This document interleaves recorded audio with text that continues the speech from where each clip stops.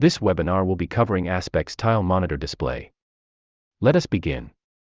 Aspect has a host of useful displays, offering important details about the current state of production. The tile monitor display is a very useful screen to view current machine and job status. On the left menu under Production, we select Tile Monitor. The left side shows the overall status and facility conditions.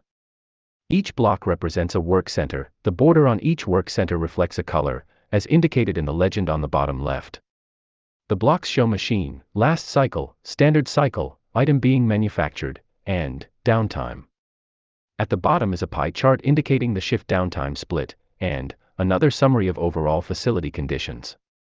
The menu functions at the top are Full Screen button. This button is straightforward. To get out of full screen, we either click on the same button again, or press Escape on your keyboard. Detach button. This button detaches the monitor from the Aspect window. This allows us to minimize Aspect without minimizing the monitor screen. It is important to remember to reattach the window by pressing the same button again. Area selection. We can choose to see the entire facility, or we could choose to see only specific areas within the facility.